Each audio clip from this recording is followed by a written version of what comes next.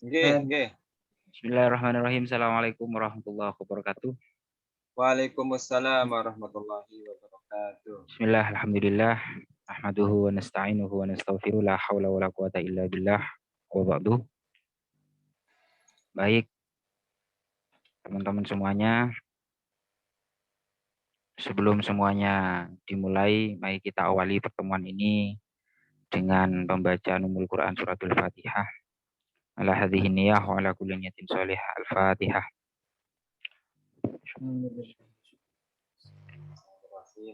Alhamdulillah rabbil alamin.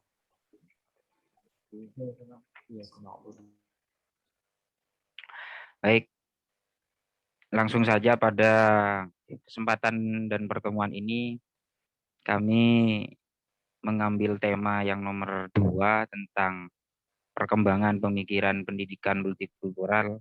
Namun kami mengambil subtema subbahasan implementasi pendidikan multikultural, upaya mencari format pendidikan ideal dalam pendidikan Islam.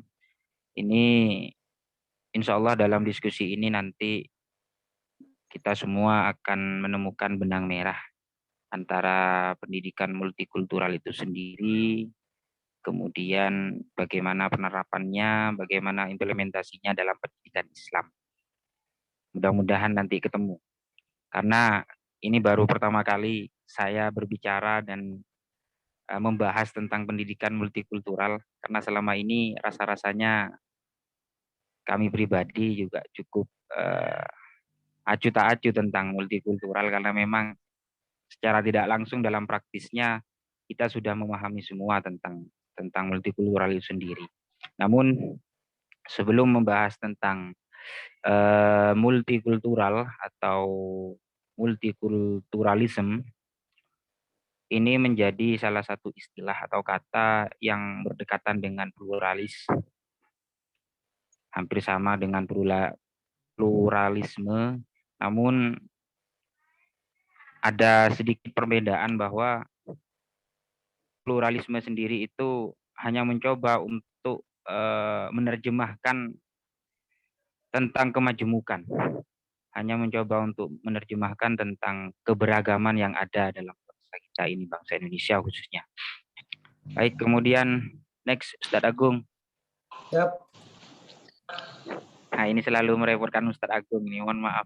Insya Allah tinggal 2 lagi sebelum UTS, karena ada 2 presentasi lagi. Baik. Kemudian pada pembahasan pertama tentang prinsip-prinsip dasar pendidikan multikultural dan dalam pendidikan Islam, bahwa dalam pendidikan multikultural itu sendiri, prinsip-prinsip yang menjadi acuan adalah pengakuan terhadap hak asasi manusia. Asumsi dasar dari prinsip ini bahwa proses pendidikan adalah untuk merealisasikan HAM. Sedangkan HAM dalam perspektif pendidikan Islam mendapat posisi yang tinggi. Hal ini dapat kita lihat dan kita rasakan bersama-sama bahwa implikasi dari ciri manusia pendidikan Islam melihat bahwa manusia adalah makhluk yang memiliki kebebasan berkehendak. Manusia mempunyai karakteristik kebebasan berkehendak, kemauan untuk memilih dan memutuskan tingkah lakunya sendiri. Kebebasan manusia meliputi berbagai dimensi, agama, berbuat, mengeluarkan pendapat, memiliki, berpikir, berkreasi, dan lain sebagainya. Namun kebebasan ini tentunya dalam Islam itu tetap dibatasi dengan pembatasan yang rasanya bisa dipertanggungjawabkan dan memang harus dipertanggungjawabkan. Seperti itu. Next. Siap.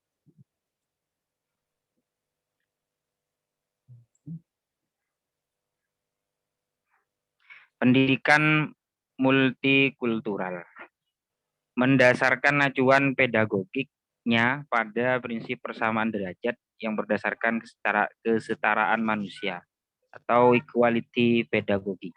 Pedagogi kesetaraan bukan hanya mengakui akan HAM tapi juga hak kelompok manusia, kelompok suku bangsa, kelompok bangsa untuk hidup berdasarkan kebudayaan. Dalam perspektif pendidikan Islam, Visi pendidikan Islam berwawasan universal dan global. Islam juga tidak membeda-bedakan manusia berdasarkan asal-usul daerah. Barat dan Timur bagi Islam bukan untuk dipermasalahkan. Nilai-nilai yang datang dari Barat dan Timur dapat diterima sepanjang memiliki komitmen pada keimanan yang kokoh, kepedulian sosial, hubungan vertikal dengan Tuhan, dan hubungan horizontal dengan sesama manusia. Kita ketahui bersama-sama bahwa kehidupan manusia itu kalau bisa kami rumuskan ada tiga, yaitu hubungan kita sesama manusia, jadi hablum minannas, kemudian hubungan kita dengan Tuhan, hablum minallah, kemudian yang ketiga alam. Jadi bagaimana hubungan kita sebagai manusia dengan makhluk-makhluk Tuhan yang lain. Seperti itu. Lanjut.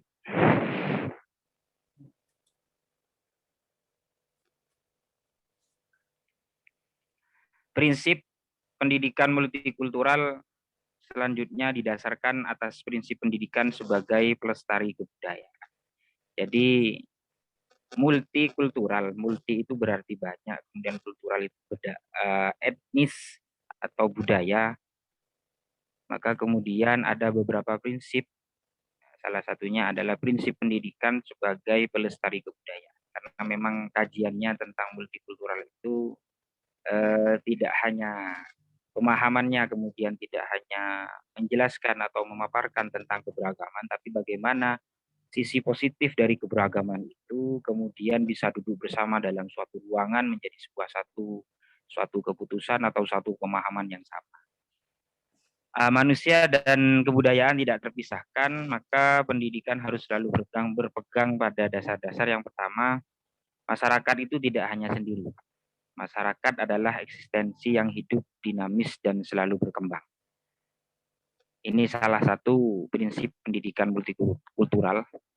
Masyarakat isinya adalah kumpulan beberapa manusia, kemudian muncul masyarakat itu dikatakan tidak sendiri karena memang pada asasnya manusia itu adalah termasuk makhluk sosial. Kalau dalam ilmu PKN itu manusia adalah zon politikon, jadi saling membutuhkan, tidak bisa hidup sendiri-sendiri, yang kemudian ada muncul istilah simbiosis mutualisme antara satu manusia dengan manusia yang lain. Kemudian prinsip yang kedua adalah masyarakat bergantung pada upaya setiap individu untuk memenuhi kebutuhan melalui hubungan dengan individu lain. Yang ketiga, individu-individu di dalam berinteraksi dan berupaya bersama guna memenuhi kebutuhan, melakukan penataan terhadap upaya tersebut dengan jalan apa yang disebut dengan tantangan sosial. Yang keempat, setiap masyarakat bertanggung jawab atas pembentukan pola tingkah laku antara individu dan komunitas yang membentuk masyarakat. Yang kelima, pertumbuhan individu di dalam komunitas, keterikatan dengannya, dan perkembangannya di dalam bingkai yang menuntutnya untuk bertanggung jawab terhadap tingkah lakunya. Prinsip pendidikan Islam adalah sangat mengakomodir kepentingan dan kebutuhan manusia. Hal ini dapat ditelusuri dari prinsip-prinsip dasarnya seperti prinsip dari implikasi ciri-ciri manusia menurut Islam. Prinsip pendidikan integral dan terpadu, prinsip pendidikan yang seimbang maupun prinsip menghargai perbedaan. Sesungguhnya pijakan utama implementasi pendidikan Islam yang tidak lain bertujuan mewujudkan pendidikan sebagai pelestari, sebagai agen of kultur, agen of culture yang berdasarkan Al-Quran, hadis, dan ijma'. Lanjut.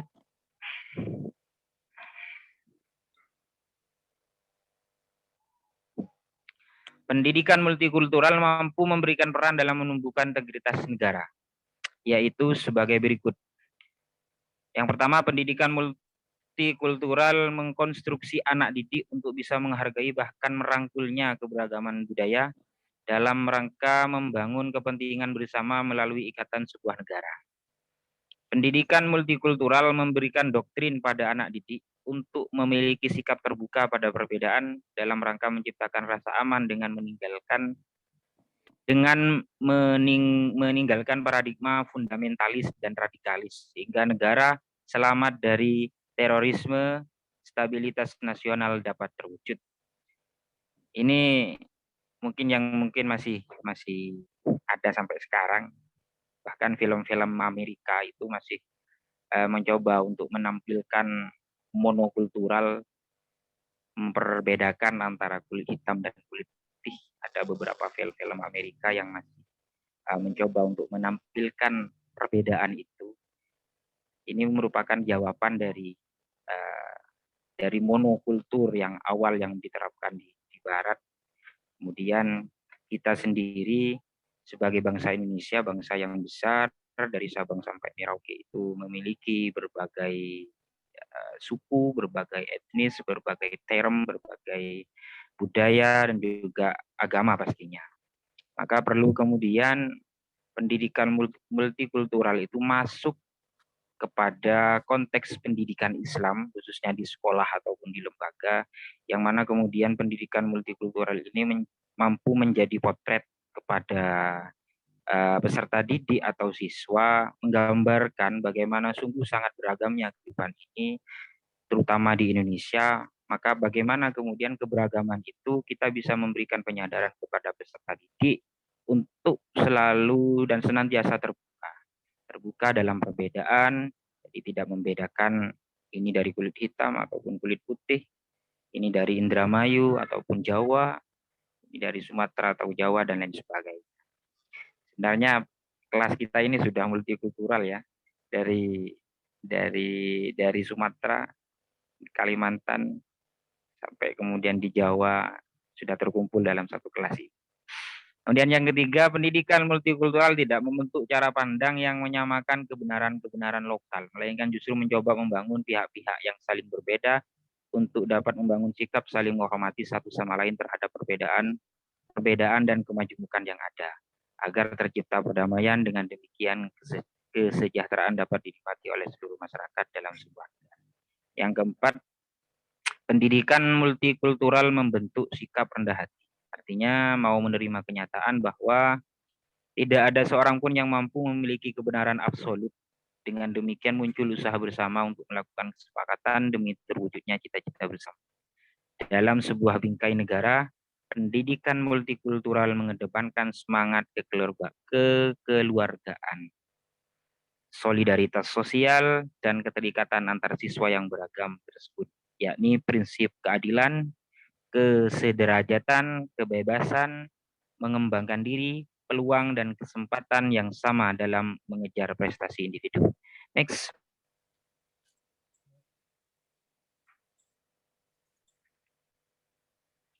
Peran pendidikan multikultural dalam pengembangan PAI.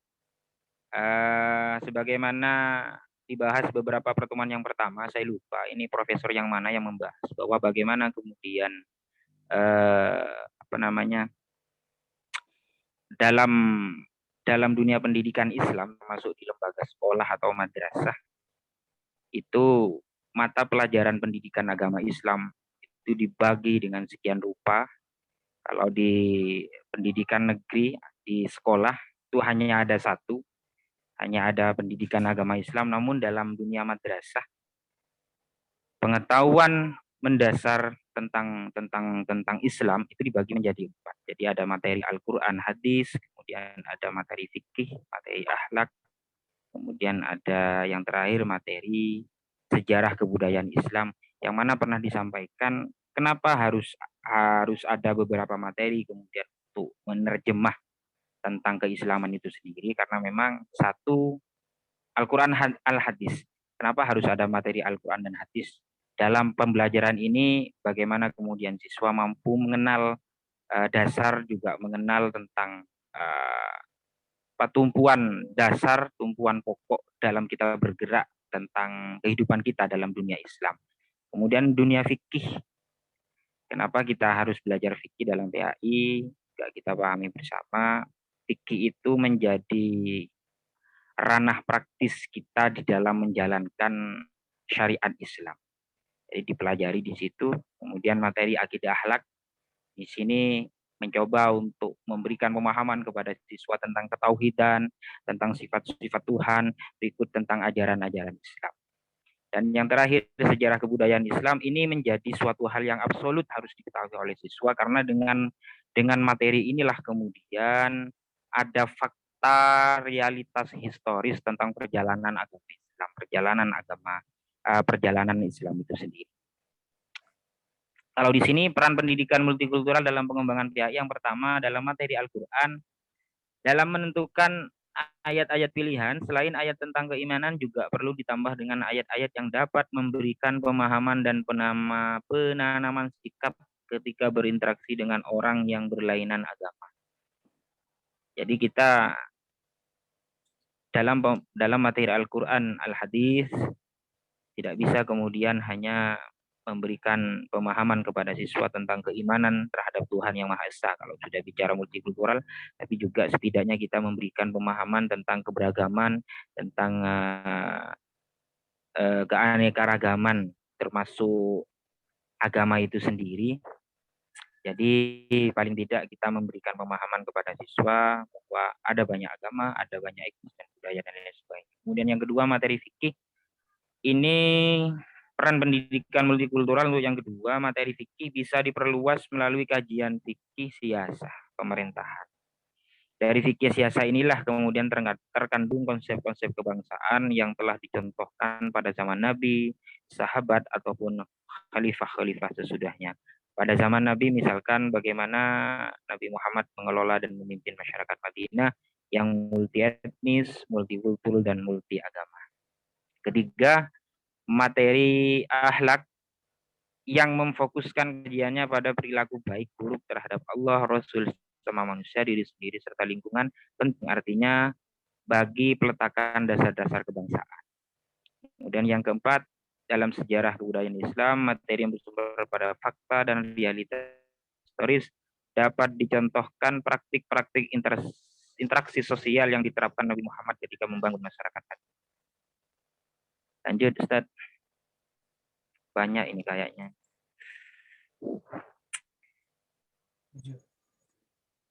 Tujuan pendidikan multikultural antara manusia cerdas dan manusia sempurna. Tujuan pendidikan termasuk masalah sentral dalam pendidikan. Secara umum ada dua pandangan teoritis mengenai tujuan pendidikan, masing-masing dengan tingkat keragamannya sendiri. Pandangan teoritis yang pertama berorientasi kemasyarakatan, yaitu pandangan yang menganggap pendidikan sebagai sarana utama dalam menciptakan rakyat yang baik untuk sistem pemerintahan demokratis, oligarkis maupun monarkis. Pandangan teoritis yang kedua lebih berorientasi kepada individu yang lebih memfokuskan diri pada kebutuhan, daya tampung, dan minat pelajar. Itu tujuan pendidikan dalam pendidikan. Kemudian dalam hal pengembangan individual, ini Adam Bakhtiar menyatakan tujuan mencari ilmu adalah untuk menanamkan kebaikan ataupun keadilan dalam diri manusia sebagai seorang manusia dan individu, bukan hanya sebagai seorang warga negara ataupun anggota masyarakat. Yang perlu ditekankan dalam pendidikan adalah nilai manusia sebagai manusia sejati, sebagai warga kota, sebagai warga negara dalam kerajaan yang mikro, sebagai sesuatu yang bersifat spiritual. Dengan demikian yang ditekankan itu bukanlah nilai manusia sebagai entitas fisik yang diukur dalam konteks pragmatis dan utilitarian berdasarkan kegunaannya bagi negara, masyarakat, dan dunia. Itu menurut Bakhtiar. Lanjut, Ustaz. Yep. Jangan ditinggal tidur, Rek. Ini senyap sekali ini. Aman ya Ustaz, aman. Ya, di layar HP saya hanya muncul screen PowerPoint dan wajahnya Ustadz Agung, yang lain tolong jangan tidur ya. Aman, memantau. Kemudian ini sudah mulai masuk pada subtema yang kami ambil pada siang hari ini. Jadi implementasi pendidikan multikultural, upaya mencari format pendidikan ideal dalam pendidikan Islam. Harapannya adalah dengan implementasi pendidikan yang berwawasan multikultural, ini mampu membantu mahasiswa untuk mengerti, menerima, dan menghargai orang lain yang berbeda suku, budaya, dan nilai kepribadian.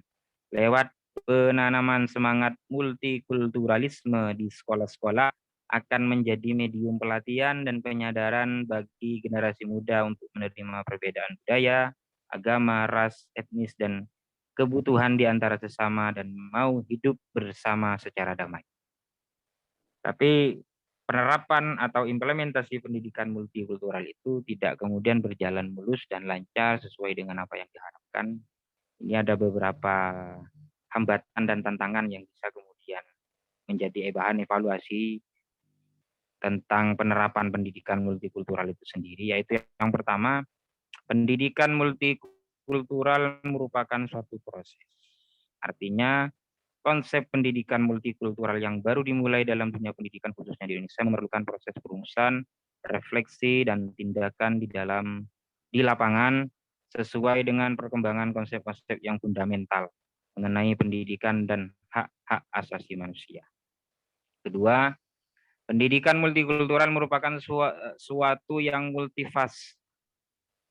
Oleh sebab itu, meminta suatu pendekatan lintas disiplin, border crossing, dari para pakar dan praktisi pendidikan untuk semakin memperhalus dan mempertajam konsep pendidikan multikultural yang dibutuhkan oleh masyarakat yang di dalam hal ini adalah masyarakat Indonesia. Lanjut.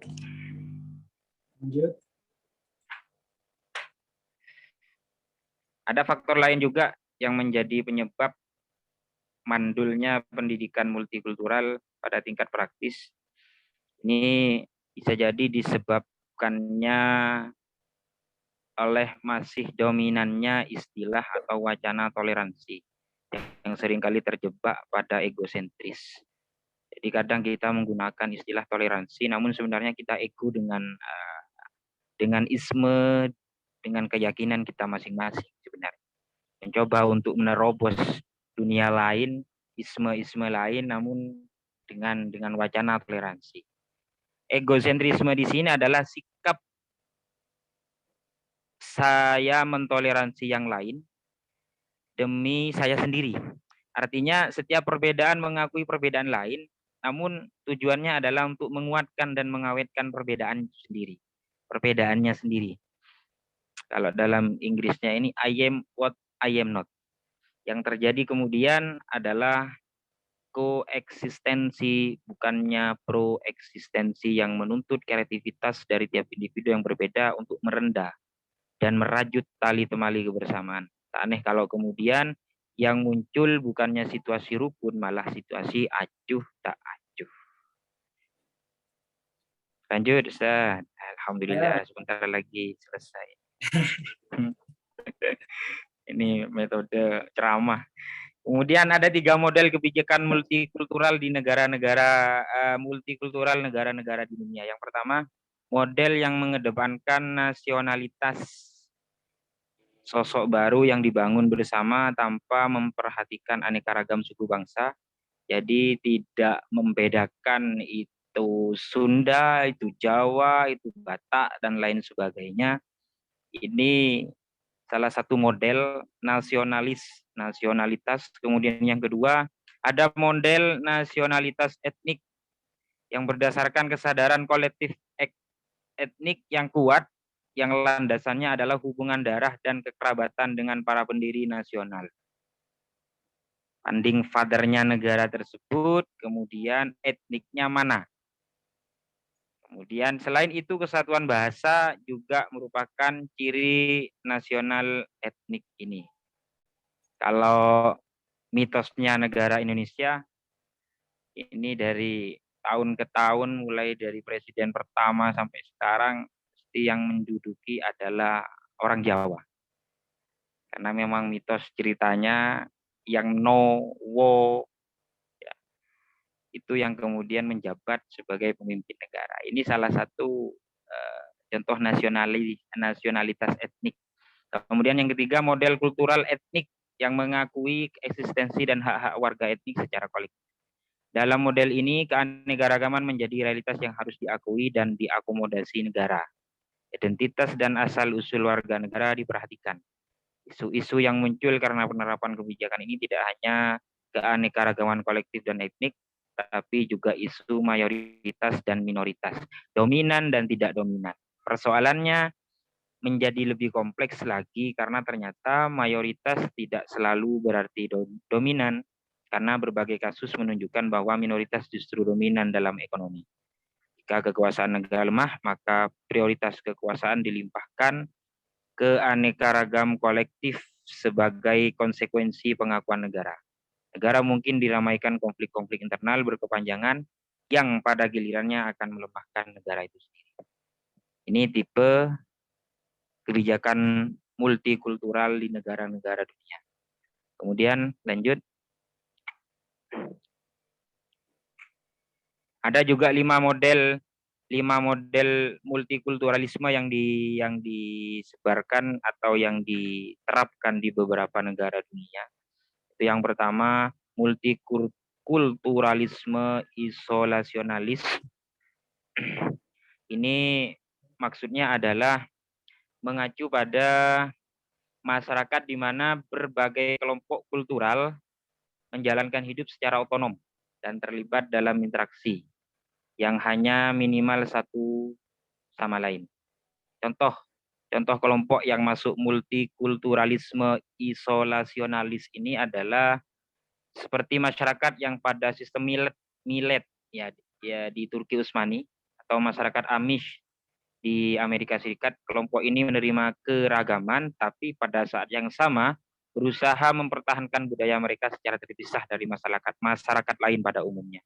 Kalau kasus Indonesia mungkin yang mencoba hari ini mempertahankan sukunya adalah suku yang ada di di Papua Nugini. Sampai hari ini walaupun mereka mengakui tentang adanya negara kesatuan Republik Indonesia, namun ada beberapa suku yang sampai hari ini tetap mempertahankan akan kesukuannya. Kemudian yang kedua, multikulturalisme akomodatif. Masyarakat plural yang memiliki kultur dominan yang membuat penyesuaian dan akomodasi tertentu bagi kebutuhan kultural kaum minoritas. Itu yang dimaksud multikultural akomodatif. Kemudian yang ketiga, multikulturalisme otonomis, yakni multikultural yang bersifat otonom, masyarakat plural di mana kelompok kultural utama berusaha mewujudkan kesetaraan dengan budaya dominan dan menginginkan kehidupan otonom dalam kerangka politik yang secara kolektif bisa diterima. Kemudian yang keempat, multikulturalisme kritikal atau interaktif. Ini masyarakat plural di mana kelompok-kelompok kultural tidak terlalu concern dengan kehidupan kultural otonom, tapi lebih menuntut penciptaan kultur kolektif yang mencerminkan dan menegaskan perspektif distinktif mereka. Dan terakhir, multikulturalisme kosmopolitan. Ini berusaha untuk menghapus batas-batas kultural sama sekali untuk menciptakan sebuah masyarakat di mana setiap individu tidak lagi terikat. Jadi multikulturalisme kosmopolitan bahkan mencoba untuk menghapus kultur-kultur kemasyarakatan, geng-gengisme yang ada, dicoba untuk menjadikan. Kemudian lantas bagaimana memulai pendidikan multikultural dalam kerangka pendidikan Islam? Menurut Suparlan, multikultural hanya mungkin dapat terwujud bila satu, konsep multikulturalisme menyebar luas dan dipahami pentingnya bagi bangsa Indonesia, serta adanya keinginan bangsa Indonesia pada tingkat nasional maupun lokal untuk mengadopsi dan menjadi pedoman hidupnya. Yang kedua, kesamaan pemahaman di antara para ahli mengenai makna multikulturalisme dan bangunan konsep-konsep yang mendukungnya. Dan yang ketiga, ada upaya-upaya yang dapat dilakukan untuk dapat mewujudkan cita-cita ini oleh semua pihak. Lanjut.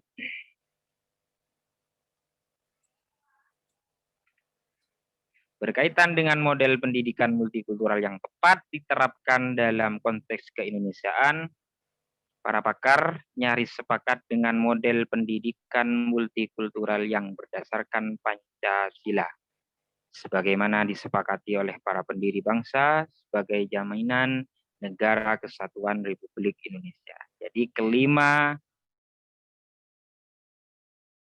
multikultural yang ada di dunia dan juga ketiga sebelumnya itu rasa-rasanya belum bisa diterapkan di negara kita. Namun yang bisa kita terapkan, bagaimana kemudian pendidikan multikultural itu masuk ke dalam pendidikan Islam, tetap berasaskan Pancasila. Seperti itu.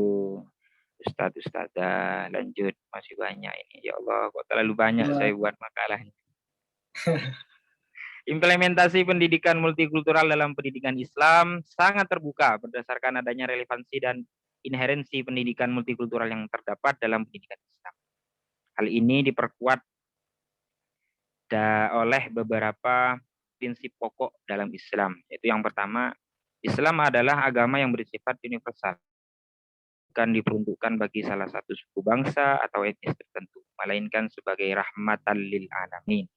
Jadi sangat terbuka sekali kalau kemudian pendidikan multikultural ini diterapkan dalam pendidikan Islam, karena pada dasarnya Islam itu adalah rahmat lil alamin. Yang kedua, Islam menghargai agama dan kepercayaan agama lain. Islam juga mengajarkan tidak ada pemaksaan dalam beragama.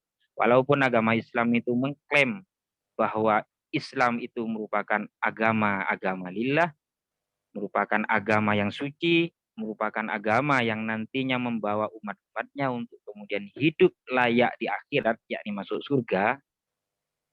Islam tetap menghargai agama-agama dan kepercayaan lain. Ini lobang atau kemudian menjadi sisi yang bisa diterobos oleh pendidikan multikultural itu. Dan yang ketiga, Islam juga merupakan agama yang terbuka untuk diuji kebenarannya. Keempat, Islam juga menegaskan bahwa keanekaragaman dalam kehidupan umat manusia adalah alamiah. Perbedaan itu mulai dari jenis kelamin, suku bangsa yang beraneka ragam, perbedaan itu agar terjadi saling mengenal. Islam memiliki sejarah yang cukup jelas terkait dengan kehidupan yang majmuk, sebagaimana yang ditunjukkan oleh Rasulullah Sallallahu Alaihi Wasallam tatkala membangun masyarakat Madani di Madinah. Lanjut, Ustaz. Ya, kesimpulan ini ya.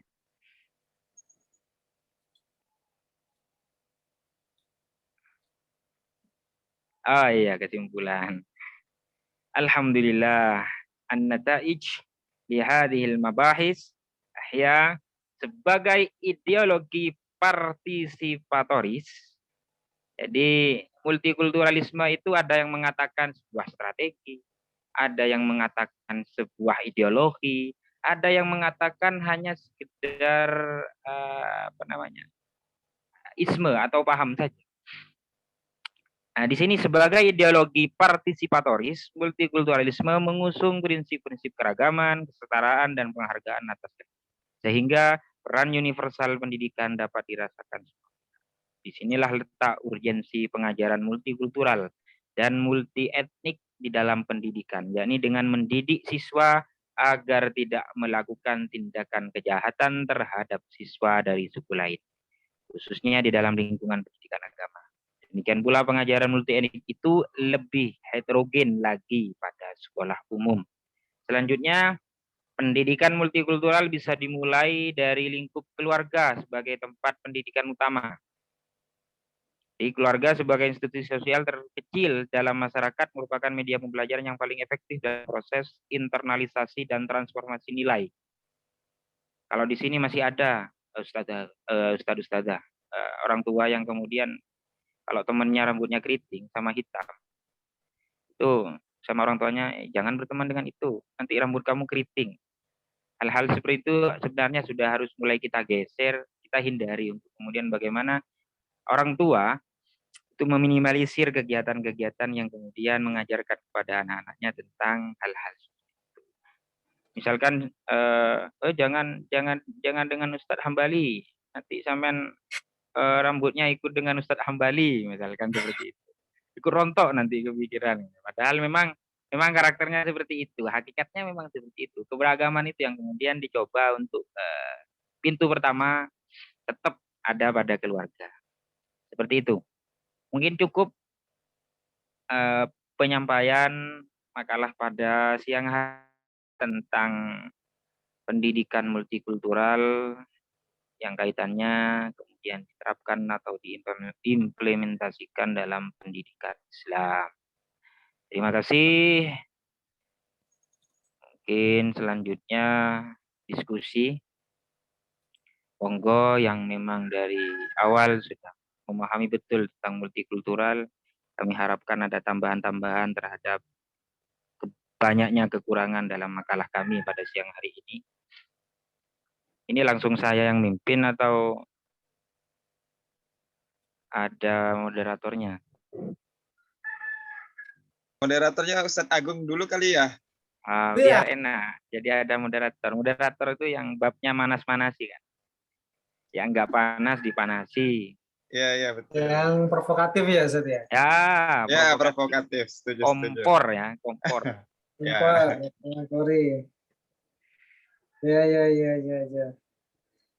Tayyib. Nggih.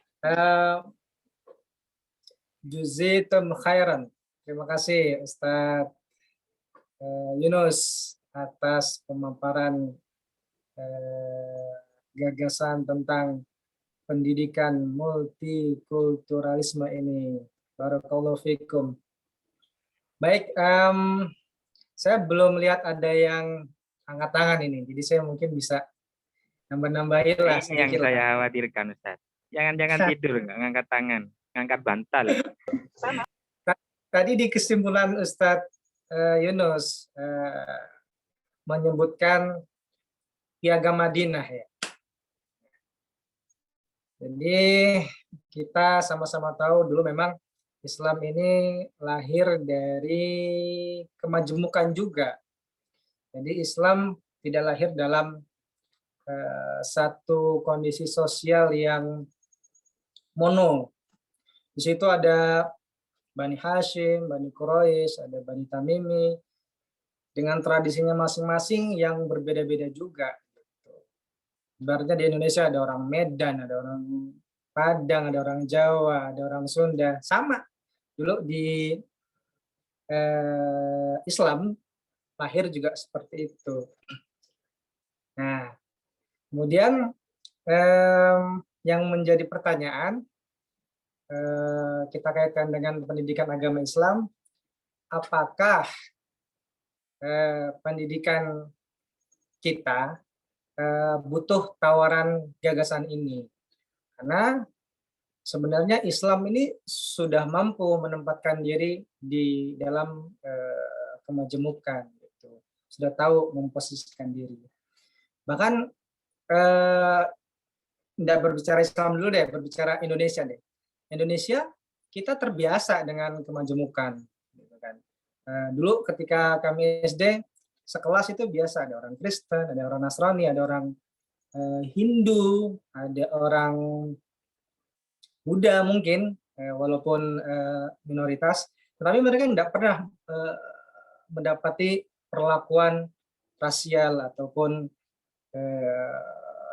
merasa termarginalkan, tidak pernah seperti itu. Artinya kita tidak punya latar belakang traumatis seperti yang pernah dirasakan Barat. Nah, kenapa saya sebut Barat? Karena memang multikulturalisme ini lahirnya, tadi disebutkan oleh Ustadz Yunus, lahir dari pluralisme ya. Ibarat kata adiknya pluralisme. Nah, kita tidak punya trauma itu, trauma terhadap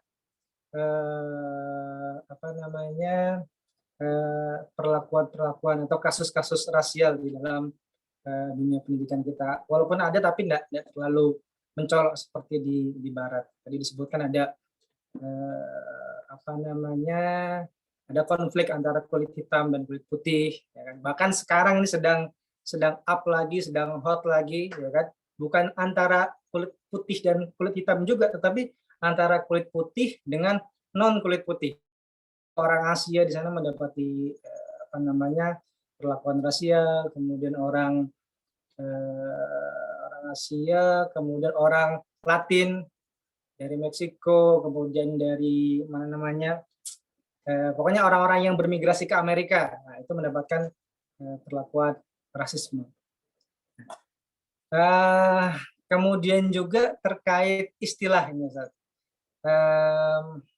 Di akhir kesimpulan antum menyebutkan multikulturalisme, padahal di awal-awal antum sebutkan multikultural. Multikultural itu kan suatu keniscayaan ya. Keberagaman itu kan adalah satu keniscayaan. Bahkan Allah menyebutkan inna khalaqnakum syu'uban wa qabaila, itu kan ya. Artinya dia keniscayaan yang tidak bisa dielakkan lagi gitu. Nah, tapi ketika gagasan ini disematkan isme di belakangnya, multikulturalisme, maka dia menjadi ideologi. Ideologi itu bukan cuma sekedar tawaran-tawaran praktis, tapi dia menjadi cara pandang atau cara melihat hidup dan kehidupan. Nah, ini akan bermasalah, sama seperti istilah pluralisme. Kalau pluralitas menurut saya enggak ada masalah, karena pluralitas itu sama juga, artinya ya keberagaman. Gitu. Ya, ini mungkin yang bisa menjadi pemantik. Mudah-mudahan ada tambahan atau pertanyaan, sanggahan dari kawan-kawan lainnya. Monggo.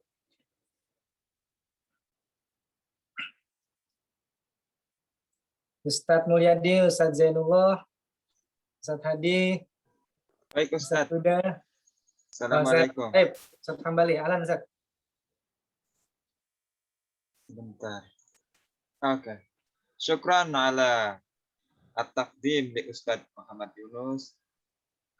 Takdim Jamil Ustadz Wali. Ustadz Agung K. Roisul Jalsah. Itu saya baru tahu K. Roisul Jalsah itu ternyata asal muasalnya dari bahasa asing yang diarabkan ya. Ka muslim kal muslim. Kal muslim ya. Ka muslim wa kal muslim, beda. Oh gitu. Ya, syukran Ustadz.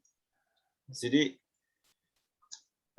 sebetulnya pertanyaannya Ustadz, multikulturalisme itu seperti yang saya simak dari penjelasan pemateri, multikulturalisme itu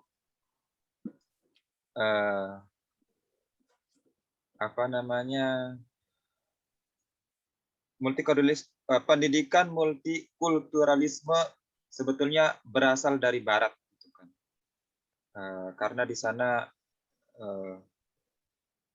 mendapatkan banyak masalah, karena bagaimanapun negara maju atau wilayah maju itu dikerubutin oleh istilahnya satu bangsa tertentu yang memiliki peradaban tinggi, maka bangsa-bangsa lain itu akan mengerumuni di bangsa di satu wilayah yang bangsanya memiliki peradaban maju.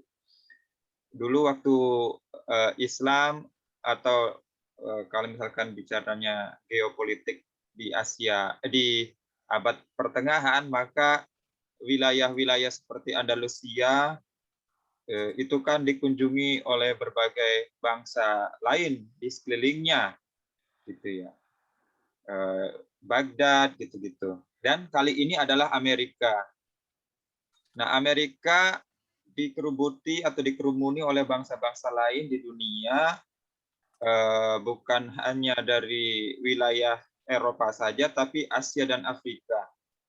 Nah, akhirnya, maaf sebelum masuk ke pernyataan lanjutan, jadi ada semacam kajian yang mengeksklusifkan bangsa di Amerika itu, yang disingkat dengan WMCA, WMCA, White, Male, Christian, dan Anglo-Saxon. Anglo-Saxon maksudnya kulit putih. Orang Amerika kan sebetulnya orang Eropa juga itu, orang Anglo juga gitu yang dari wilayah ya Eropa ya. Kalau orang Amerika kan Dayak ya, Dayak lagi. Apa sih orang Amerika ya yang Iya. mirip kayak orang Dayak itu penampilannya. Iya. Indian. Indian. Indian.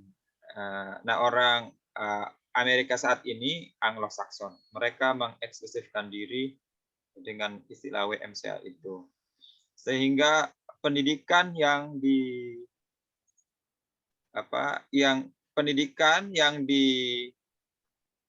disetting dalam silabus, kurikulum, dan target belajar adalah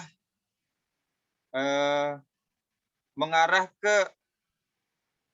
ke nilai-nilai, kultur, budaya orang kulit putih itu, gitu, WMCA itu, yang belum tentu cocok dengan bangsa-bangsa yang mengerumuni itu, yang datang ke situ, seperti dari Asia, Afrika, sehingga timbul permasalahan serius, ya bahkan terjadi istilahnya itu bukan apartheid ya. Ya, pokoknya yang mengagungkan kulit putih. Akhirnya itu muncullah istilah pendidikan multikulturalisme, dalam arti pendidikan yang mengakomodir seluruh bangsa, tradisi, budaya dari seluruh bangsa-bangsa yang ada ya. Nah, masalahnya adalah pertama, kita bangsa Indonesia ya. Ini masuk ke pernyataan berikutnya yang tadi mukadimahnya. Kita bangsa Indonesia, apakah kita multikulturalisme? Ya, ada multikulturalisme karena kita memang beda-beda suku dan budaya dari Sabang sampai Merauke. Namun ya, multikulturalisme di negara kita nampaknya hanya ada di kota-kota besar, gitu kan? Ada di Jakarta, Surabaya, Malang, ya, kota-kota besar, Semarang, Ponorogo, ya, kota-kota besar yang ya atau tempat-tempat pendidikan yang sudah menasional. Kalau kita ke daerah, ke Indramayu, ya orang Indramayu semua, ya. Monokultural gitu, Ustaz. Nggak ada orang lainnya gitu. Jadi pakainya ya adat istiadat orang Indramayu lagi juga gitu kan. Tapi ya nampaknya yang dialami oleh ya yang lokalisme seperti Indramayu, yang lokalize ya, semacam Indramayu, apalagi di luar daerah seperti Maluku, nampaknya menurut saya ini bukanlah multikulturalisme di sana, tapi cenderung dorongan, ya.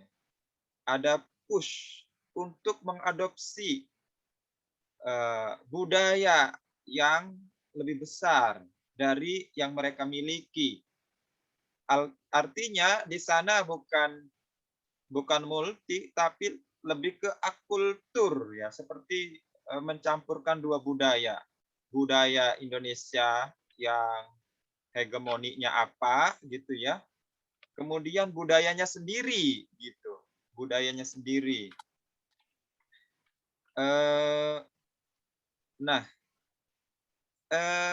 Seperti misalkan di Maluku itu kan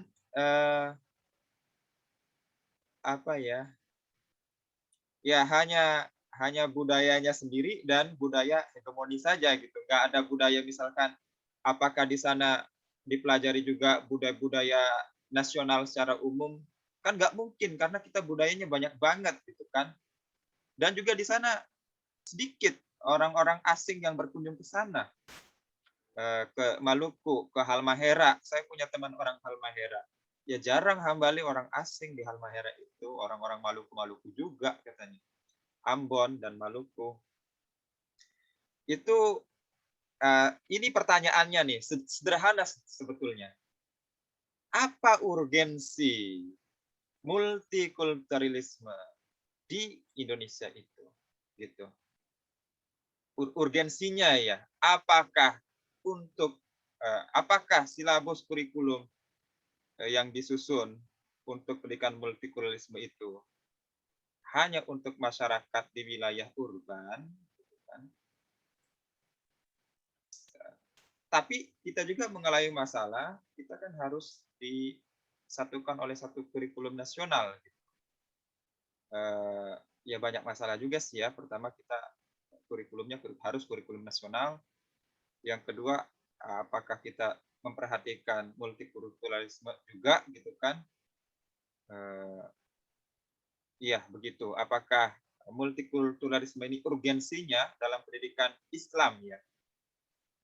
Tadi multikulturalisme dalam umum ya, secara umum. Nah, secara Islamnya juga bagaimana? Karena apalagi dipandang secara kacamata Islam, saya kira Islam tidak punya pengalaman buruk terhadap multikulturalisme itu sendiri gitu kan. Islam itu tidak seperti yang dikatakan Ustaz Agung. Nampaknya saya belum pernah ada kisah atau membaca sejarah. Justru Islamlah yang sangat fleksibel terhadap satu, tidak punya eksklusivisme gitu ya. Kecuali ya di Arab memang ada eksklusivisme ketika Turki Utsmani memimpin negara wilayah ya. Maka muncullah Arab panisme, pan-islamisme Arab atau apa lupa saya. Yang akhirnya dengan isu itu negara-negara Arab menjadi independen. Nah, kembali lagi pertanyaan adalah apa urgensinya pendidikan Islam multikulturalisme yang padahal Islam sendiri tidak punya catatan kelam di pendidikan multikulturalisme ini. Karena pendidikan multikultural lahir dari Barat, yang Barat itu punya catatan kelam. Baik, terima kasih. Mohon maaf jika berpanjang kalam. Yep. Mungkin langsung kami tanggapi Ustadz, karena yang raise hand-nya ternyata kayaknya banyak. Mudah-mudahan semuanya pernyataan. Terima kasih sebelumnya kepada Ustadz Agung yang sudah memberikan sedikit wacana gambaran tentang tambahan tentang multikulturalisme itu sendiri. Multikultural itu sendiri atau multikulturalisme itu sendiri. Betul, kalau kemudian sudah ada tambahanisme di belakang itu, maka kemudian multikultural itu menjadi sebuah ideologi yang tidak boleh tidak kemudian ini akan menjadi sebuah doktrin yang bisa dikatakan keras ataupun lembut yang diterima oleh konsumen atau masyarakat itu sendiri. Kalau bicara tentang multikultural yang ada di negara kita, betul katanya Ustadz Hambali, kalau ke Indramayu ya siswanya atau santrinya atau mahasiswanya orang Indramayu semua. Apa yang mau kita bicarakan tentang multikultural? Kemudian apalagi kalau misalkan ke sini ke Probolinggo, ya orang Probolinggo semua, karena memang tidak ada orang luar atau suku luar yang merantau ke negara kami atau ke tempat. Tapi bicara secara nasional, maka akan muncul beberapa kota, katanya Ustaz Hambali tadi. Kalau di kota-kota besar mungkin kita bisa membahas tentang multikultural.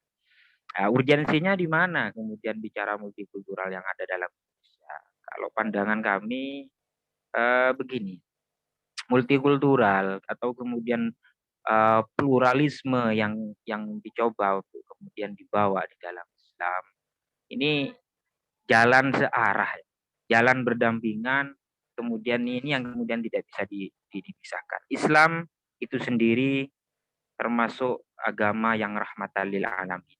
Kemudian negara kita, negara Indonesia itu berasaskan Pancasila.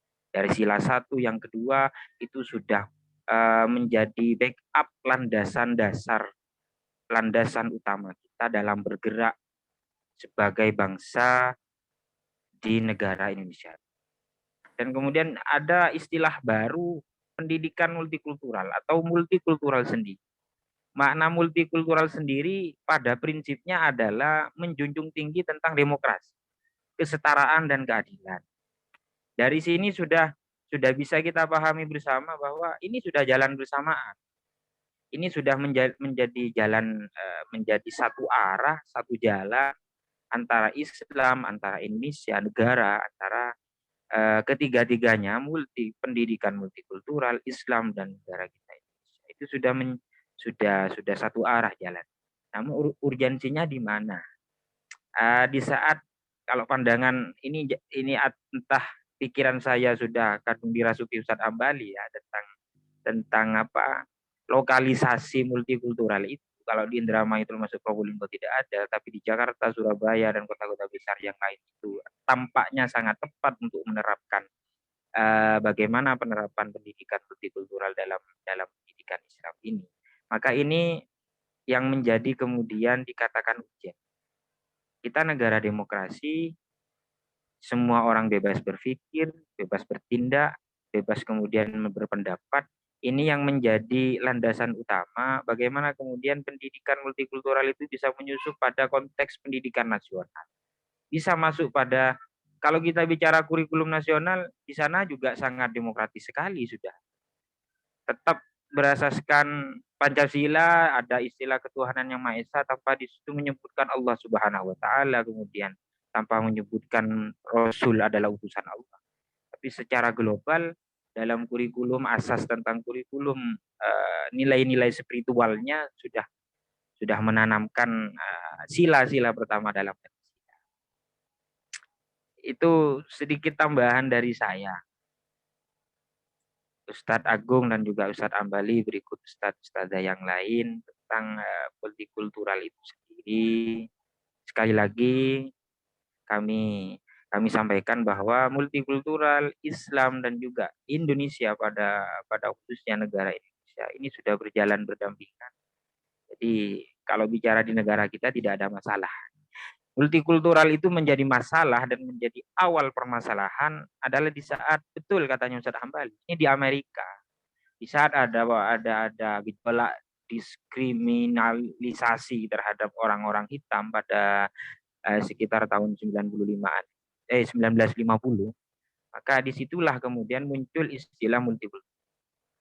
Sampai hari ini masih meradang dan masih mengakar itu sebenarnya, walaupun sudah dicoba untuk menerapkan tentang multikultural yang di Amerika.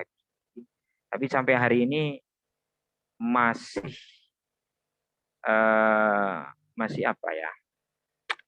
sangat mencolok sekali bahwa perbedaan antara kulit hitam dan kulit putih di Amerika itu sampai hari ini masih ada gap.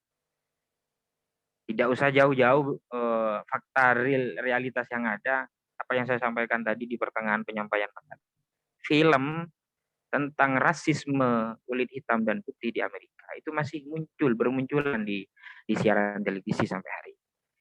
Walaupun mungkin tujuan sutradara hanya sekedar eksplorasi sejarah Amerika pada tahun itu, tapi itu menjadi wujud bentuk bagaimana kemudian menghidupkan kembali konflik yang dulu sudah mulai mereda dengan adanya istilah multikultural. Itu tambahan dari kami. Monggo yang lain kami kembalikan ke Ustadz Agung. Terima kasih. Baik, terima kasih Ustadz Yunus atas jawaban dan responnya. Baik, kita buka untuk 2 pertanyaan lagi. Ustadz Hadi Solikin. Monggo Ustadz. Terima kasih sebelumnya.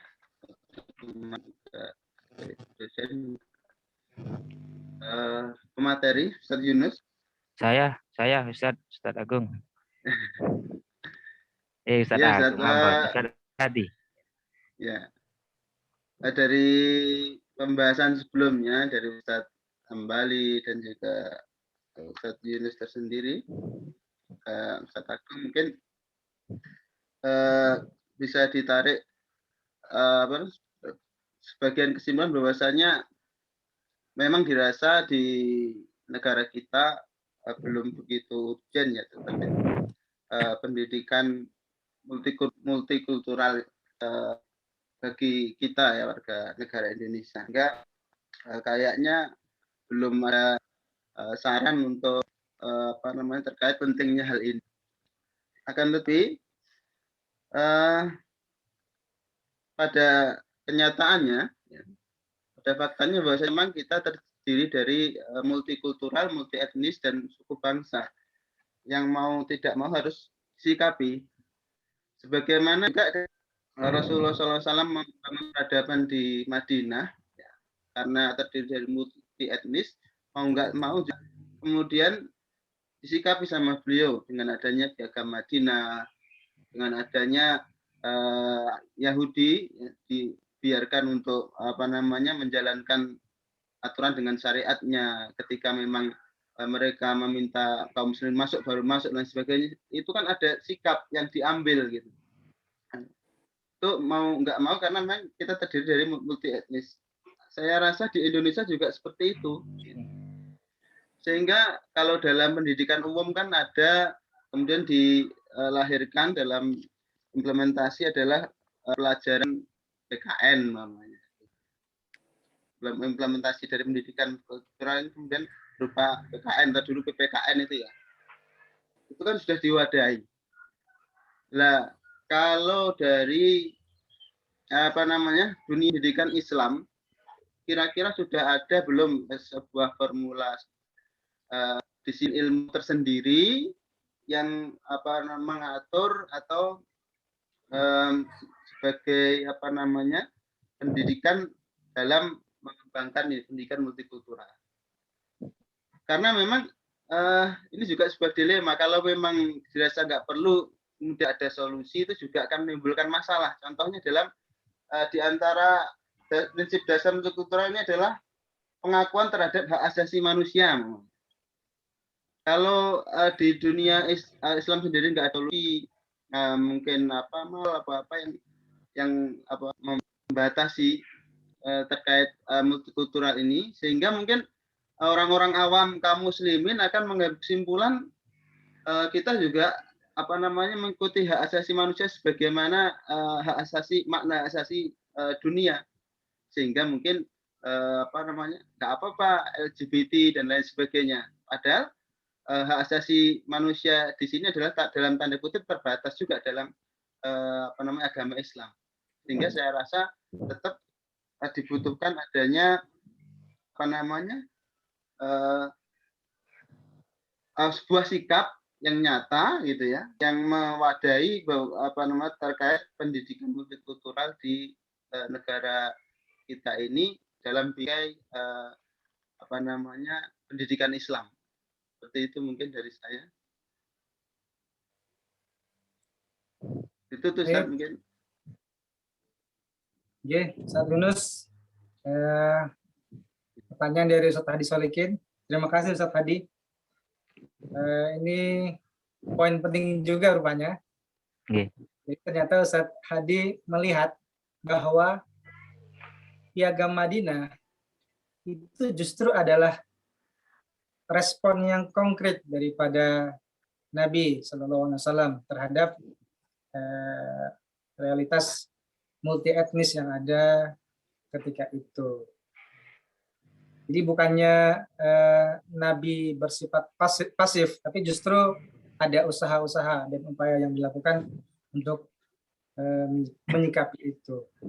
Nah, yang menjadi pertanyaan adalah apakah dalam Islam atau dalam ilmu-ilmu Islam ada satu paket pendidikan yang mengatur atau mengarahkan kehidupan manusia untuk bertoleransi. Apakah ada ilmu khusus atau ada tawaran-tawaran dari ulama Muslim yang berbicara tentang toleransi?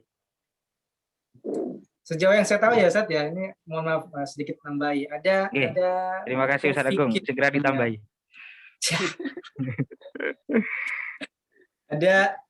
ada fiqhul ikhtilaf namanya. Ada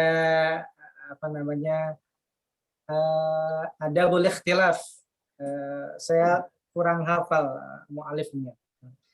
Nah, itu kan bisa jadi respon ulama kita terhadap pluralitas dan multikultural yang terjadi pada masa kita ini. Mungkin ada tambahan lainnya, monggo silakan Ustaz.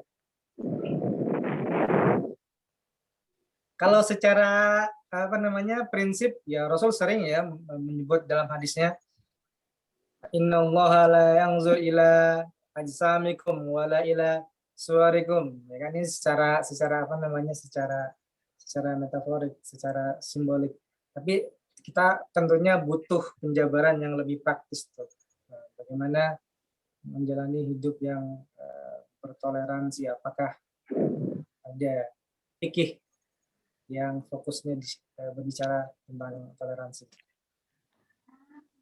Monggo Ustaz.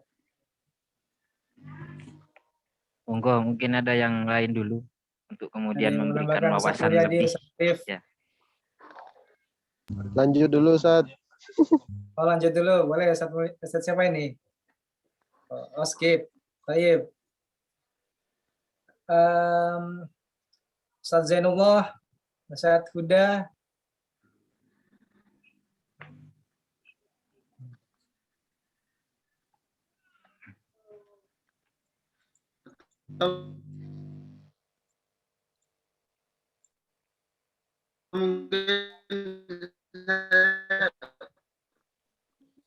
Putus-putus Ustaz Agung. Siapa ini? Ini siapa ini yang putus-putus? Ustaz Hadi.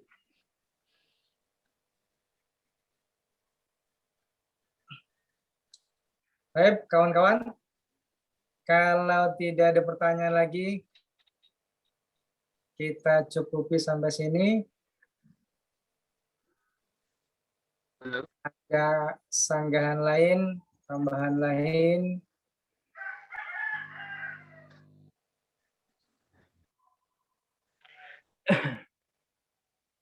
Baik. Saya kira sudah cukup ya, Ustaz Yunus. Oke, monggo. Selebihnya mungkin nanti Ibu Profesor yang menambahi terkait apa yang menjadi kegelisahan Ustadz Hadi dan mungkin juga saya.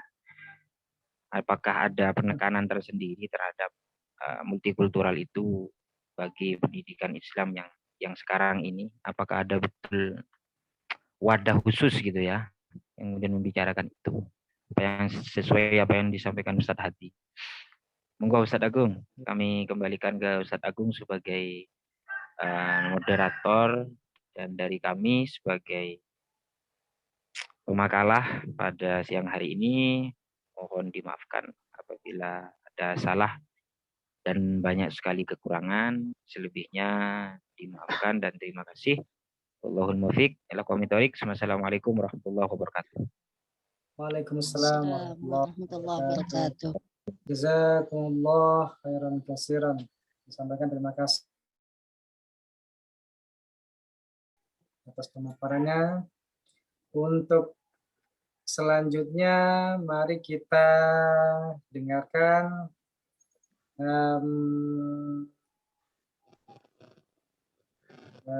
islahat, ta'dilat. Mungkin ada koreksi dari Profesor Setiah atau tambahan-tambahan yang berkaitan dengan pendidikan multikultural. Kami persilakan kepada Prof. Setiah untuk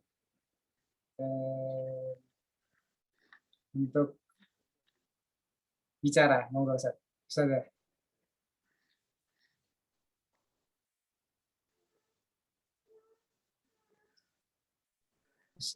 Setiah.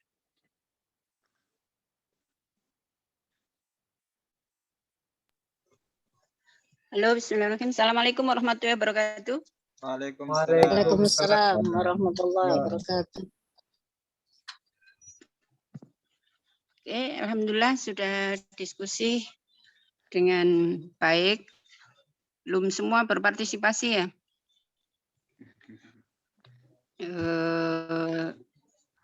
Bisa ditingkatkan partisipasinya semua untuk saling memberi pertanyaan dan tanggapan supaya jadi wadah laboratorium berpikir pada Bapak dan Ibu semuanya. Oke, Ustadz Agung tadi yang mempresentasikan tentang konsep pendidikan multikultural. Ustadz Yunus, Bu. Oh, Ustadz Yunus. Oke, saya menemani. Sorry. Oke. Hari-hari ini kalau Bapak dan Ibu ikuti pergerakannya, konsep multikultural, konsep pluralis, konsep pendidikan yang mengedepankan HAM,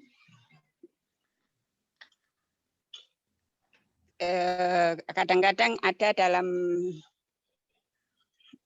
persimpangan pemikiran kita, gitu. Jadi menjadi pikiran-pikiran yang perlu untuk kita tetap punya prinsip sesuai dengan pendidikan Islam dan jangan sampai tergeser atau terpengaruh, bahkan bisa saja di antara kita termasuk pendidik-pendidik kita atau anak-anak kita menerima konsep-konsep baru itu seolah-olah lebih hebat daripada konsep-konsep yang sudah sesungguhnya sudah jauh sudah kita miliki, sudah itulah sesungguhnya pendidikan Islam. Sudah itulah yang dicontohkan oleh para Rasulullah maupun para sahabat-sahabat. Di implementasinya ada kasus atau ada problem-problem yang mungkin belum bisa mewujudkan sesuai dengan hakikat konsep pendidikan Islam yang sesungguhnya itulah pendidikan Islam atau yang sesungguhnya sudah dicontohkan oleh Rasulullah, karena faktor-faktor eksternal maupun faktor-faktor internal dan bersifat kasuistik bukanlah itu mewakili dari hakikat konsep pendidikan Islam multikultural atau konsep pendidikan yang humanis, konsep pendidikan yang menghargai perbedaan atau yang menghargai nilai-nilai kemanusiaan, nilai-nilai keadilan, nilai-nilai yang menjunjung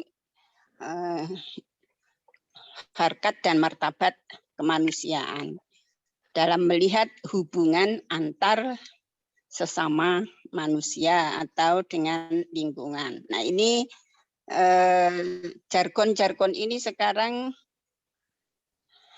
dalam konsep rasionalitas sesungguhnya sudah lama ya, sejak abad 19 kita sudah pernah mengenal dalam dalam ilmu sosiologi atau ahli-ahli sosiologi mulai yang dikembangkan Weber dan teman-temannya ya. Jadi bagaimana memandang relasi untuk memecahkan hubungan kemanusiaan itu ada yang menganggap bahwa semua bisa dipecahkan, solusinya itu adalah dengan nilai-nilai agama. Ada yang tidak harus dengan agama, justru agama dianggap sebagai penghalang atau itu hanya ilusi saja atau sebagai candu dan lain sebagainya. Nah, ini konsep-konsep pemikiran manusia ya yang terus sesuai dengan kapasitasnya dan juga lingkungan maupun perubahan-perubahan yang dihadapi. Kalau kita bicara tentang multikultural dalam konteks Indonesia, apakah Anda melihat bangsa Indonesia ini bangsa yang tidak multikultural sampai bisa hidup bertahan dan berkembang saat ini? Atau bangsa yang tidak pluralis? Apakah sampean setuju kalau dikatakan itu? Betul. Menurut Bapak dan Ibu? Sebetulnya Bapak dan Ibu plural. setuju? Hah? Tidak, Bu. Tidak. Kok koyo ragu-ragu? Saya khawatir sampean wis kena susupan. Ah, oh sampean ya mono ya mene lho, sampai saiki bisa berdampingan begitu indahnya gini loh. Ya, sejak dulu kita ini kok saya nggak merasakan kita ini bertangga dengan siapa saja, enjoy saja. Saya punya tetangga ini ya ada Kristen, ada apa namanya, ada Buddha, ada Hindu, macam-macam, indah-indah saja. Nggak pernah kalau mereka punya hajat ya kita datang kalau diundang. Di Indonesia kan seperti itu ya, masyarakatnya ya. Makanya luar biasa bertahan terus berkembang meskipun dalam apa namanya dalam beberapa hal secara kasuistik ada, tapi itu hakikatnya pada awalnya ya hanya kepentingan ya mungkin karena gesekan secara manusia aja karena mungkin tersinggung pribadinya tukaran kan gitu aja, tapi nggak ada yang karena kamu agamanya ini atau kamu orang Jawa atau kamu konsep-konsep tukaran ya seperti tukaran dengan siapa saja bisa terjadi. Mungkin awalnya hanya hal-hal seperti itu ya. Kalau dalam melihat mozaik yang luar biasa pertumbuhan dan perkembangan tentang merajut Indonesia yang begitu harmoni dalam menata kehidupan bermasyarakat ya, berbhinneka itu wah pita itu larang loh regane, pita Bhinneka Tunggal Ika itu ya nggak ada di toko mana, sama mencari toko di manapun tidak sampai temukan dengan indah seperti itu kekuatannya. Di mana? Mungkin di Amerika yang mengatakan sebagai negara yang paling demokratis, negara yang mengusung katanya dengan nilai-nilai demokrasi yang paling demokrasi, yang paling bisa menghargai hak-hak asasi manusia. Kalau di dalam realitas masyarakatnya justru kalau terjadi konflik itu yang muncul nilainya bukan seperti mungkin seperti kita karena jengkel pacarnya dibawa atau hutangnya atau apa gitu yang suka-suka kemudian dilarikan ke sana kan gitu. Ya karena ini aja. Kalau di sana memang betul-betul karena kamu hitam dan karena saya putih itu sudah isme betul, jadi sudah bukan karena kamu Kristen, kamu saya Islam atau kamu Jawa, saya Madura, kamu Bekasi, saya tidak karena itu biasanya ya memang karena konflik-konflik ini aja apa namanya ya ya semacam ya apa ya mungkin karena hutang nggak dibayar jengkel kan itu atau karena ya itu aja hubungan secara manusiawi biasa untuk hak-haknya bukan hak ini hak keseharian yang tidak diselesaikan aja gitu mungkin aja kasusnya pasti kalau ditelusur lebih banyak ke faktor-faktor itu tetapi murni yang didasari karena kamu beda paham atau beda suku, beda ras, beda bahasa, itu kalau secara naluri Indonesia itu agak sulit lah dideteksi, agak hampir enggak ada lah gitu ya. Kalau saya melihat seperti itu, pasti kalau ditelusur terus, kecuali ada yang menggerakkan, ada yang memang menggiring untuk mengarahkan ke sana, kemudian diprovokasi dengan bahasa-bahasa yang memang sangat emosional dan sangat mudah untuk memecah belah. Itu adalah bahasa-bahasa agama atau bahasa-bahasa yang yang dipakai untuk merasa hak yang sangat dimuliakan, diagungkan, atau yang dimiliki, yang harus dijaga, yang tidak boleh diganggu, itu diganggu lah. Itu yang bisa saja akan terjadi ke sana. Nah, ini perlu kekritisan kita mungkin ya, termasuk meskipun tidak semuanya, ya memang beberapa memang ya perlu untuk kita antisipasi karena adanya itu tadi paradigma global yang tidak bisa kita hindari, dan itu memasuki di ruang manapun yang bisa menyusup pada siapa saja. Nah, konsep multikultural sendiri ini juga kadang apa yang sudah kita miliki dengan indah ini dideskripsikan lagi dengan konsep yang semakin confuse ya, semakin tidak jelas. Sama, akhirnya muncullah konsep-konsep berikutnya, menjadi ada konsep radikalisme, kemudian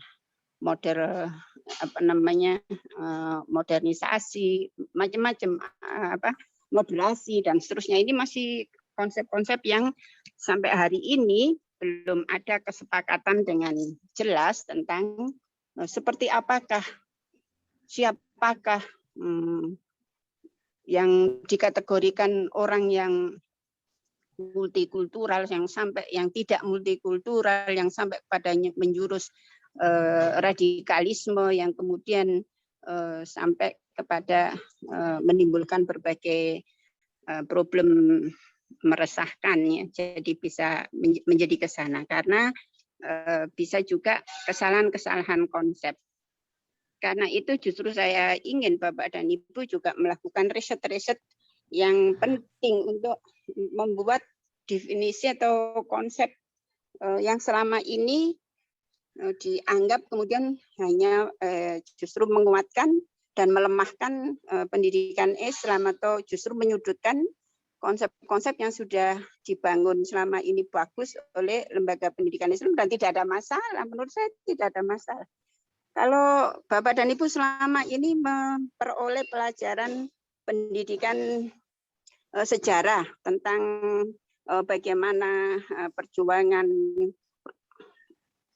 ya memang secara mesti akan ada ini ya, yang memang kemarin ada juga yang tidak bisa dihindari dari pengaruh kondisi saat itu, kepentingan-kepentingan yang kemudian diajarkan kepada anak-anak, baik itu Abbasiyah dan lain sebagainya. Apakah kemudian kita juga menerima itu, kemudian kita ingin perang, Bapak gitu ya. Nah itu, atau itu sebagai ilmu yang bisa menginspirasi untuk mengetahui saat-saat itu ada kekuatan, ada perkembangan-perkembangan yang memang dilalui dari sisi-sisi lain.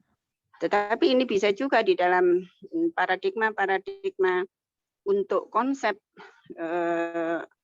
multikultural, kemudian dari konsep multikultural menjadi HAM yang nanti bisa untuk orang itu punya pandangan-pandangan menjadi radikal dan lain sebagainya. Kemarin sempat ini kan, udah pendidikan secara Islam itu dihilangkan saja. Jadi narasi-narasi sampai sejauh itu lama-lama menjadi kita konsep pendidikan Islamnya adalah semakin confused, semakin tidak jelas ikut ke mana kan gitu ya. Jadi seperti apa? Karena adanya kekuatan-kekuatan dari Isme-Ham yang luar biasa untuk bisa memformulasi ini memang peperangan isme ya kalau sudah di dunia global. Jadi dan itu kita kalau tidak kuat di dalam mengkonsep apapun termasuk pendidikan Islam bisa mudah untuk terjerembab atau ikut terseret dalam konsep-konsep yang dianggap baru. Kalau tadi ada contoh di daerah Ciamis atau tadi situ Bondo, yang dimaksudkan konsep multikultural itu kan tidak mesti karena ada orang lain. Multikultural itu kan seberapa kita bisa memahami orang lain, memberikan hak-hak orang lain. Kalau memang itu haknya, kita bisa menghargai atau menghormati, lakukanlah apa yang kamu lakukan, tetapi kamu jangan minta saya melakukan seperti kamu. Kamu juga jangan, kalau itu memang hak-hak atau yang memang itu prinsip berbeda antara saya dengan kamu. Jadi itu kan yang ada ruang yang tidak bisa semua kemudian harus digeret kepada satu konsep untuk seragam semua. Ya, kita ini seragam dalam keberagaman. Konsep kita ini boleh seragam, tetapi tetap dalam keberagaman. Seragam kita untuk mencapai satu tujuan Indonesia yang baik, masyarakat yang mulia, masyarakat yang adil, masyarakatnya semuanya. Tetapi kita dalam konteksnya ya, yang wanita ya tetap wanita, jangan kamu wanita jadi pria, yang pria ya pria, jangan pria kamu jadi wanita kan itu. Yang Muslim ya jadilah Muslim yang taat, yang sesuai, yang terbaik untuk kamu berikan. Yang Hindu, yang Buddha, yang ini silakanlah gitu, yang terbaik. Tapi hargailah kalau temanmu yang lain. Nah itu wilayah yang tidak boleh kemudian digeret kepada lebur menjadi satu, itu menjadi tidak multikultural kan, menjadi tidak indah. Itu kan bagaikan taman gitu kan, sudah semuanya jadikan melati gitu ya, semuanya jadikan, mana mungkin itu menyalahi kodratnya juga malahan kan gitu, yang tidak bisa. Nah ini konsep-konsep yang digeret, agama sama, ini sama, disamahkan semua, itu justru tidak multikultural dan juga tidak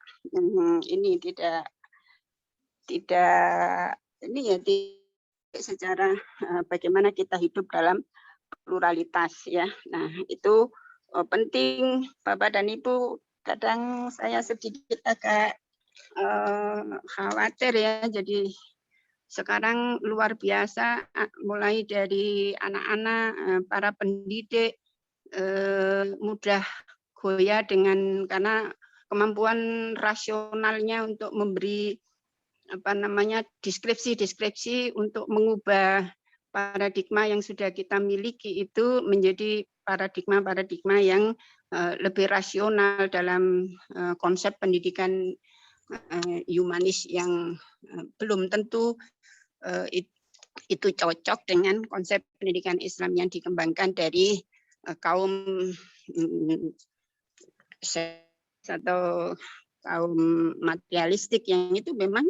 Makanya di sini paradigmanya itu kan memang ada dua ya, yang itu ada humanis sekularis atau pada religius humanis kan itu, atau humanis yang religius ya.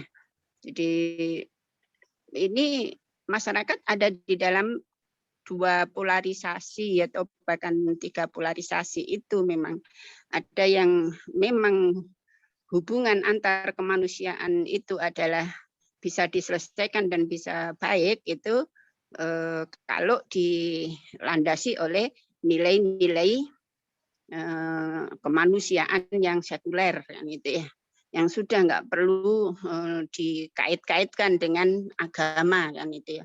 bicara negara ya negara, tidak perlu dikaitkan negara itu dengan agama. Bicara hubungan manusia dengan manusia yang lain itu ya sudah, kalau kamu suka sama suka pokoknya, dan di situ masyarakat menyetujui ya sudah, memang sekuler kan ya seperti itu. Mau laki-laki sama laki-laki rabi ya monggo aja, kalau itu kamu suka sama suka dan masyarakatmu menyenangi ya itu hak manusia yang asasi dianggap. Itulah dalam konsep pendidikan atau konsep humanis yang ini, humanis yang sekuler. Nah, tetapi dalam konsep humanis yang religius ya itu berbeda. Humanis yang religius hakikatnya manusia itu di dalam dirinya sudah ada inherent dalam kehidupannya, itu adalah ada kebutuhan-kebutuhan untuk sadar bahwa kekuatan apapun itu ada yang di luar jangkauan kekuatannya dan ada yang dibutuhkan petunjuk, itulah agama. Karena itu tidak bisa dilepaskan. Dalam bumi itu sudah di beberapa hasil riset juga ini ada dua polarisasi paradigma orang di dalam melihat satu hubungan manusia satu dengan manusia yang lain atau dalam ini ya kehidupan bermasyarakatnya ya. Nah ini itulah yang kemudian ini kelompok yang berparadigma humanis yang religius. Jadi selalu apapun meskipun kita ini boleh berbuat baik kepada satu dengan yang lain seperti apa, tapi tetap kembali juga ada diikat oleh landasan atau dasar-dasar ajaran dan nilai-nilai agama yang atau etika atau moral yang dianggap sebagai sesuatu yang diyakini kebaikannya atau yang dimiliki. Nah ini dua paradigma itulah yang berkelendan ya saat ini juga begitu. Jadi ada yang kuat dengan posisi di sini berbasis religius. Nanti berbasis religius pun akan ada beberapa yang ada ini ya, ada macam-macam yang dalam pemikirannya ya. Ada yang begitu ketat dengan membentengi nilai-nilai dari luar dan itu harus murni mutlak dari agama saja gitu, begitu kuat atau ini sehingga ini sering menimbulkan ketegangan pula. Ini dalam konsep pemahaman mereka ya. Di pemahaman pemikiran mereka tidak berarti menggambarkan bahwa itu Islam, meskipun sering kalau ada yang masih di fase atau ada di tataran paradigma yang konvensional, katakan yang sangat kokoh dengan biasanya disebut dengan konsep-konsep salafi itu ya, itu kemudian ini atau bisa sampai ke menimbulkan pemikiran-pemikiran ke Wahabi dan lain sebagainya itu ya. Nah ini tapi kemudian ada yang konvergensi dan ada juga yang justru menerima penuh kan itu. Nah ini beberapa di realitas masyarakat kita saja yang umpama muslim sesama muslim gitu, ada yang kuat di dalam membentengi hal-hal yang dari bagaimana meskipun melihat satu pemahaman hubungan pada masyarakat itu sangat hati-hati sekali kan itu ya, karena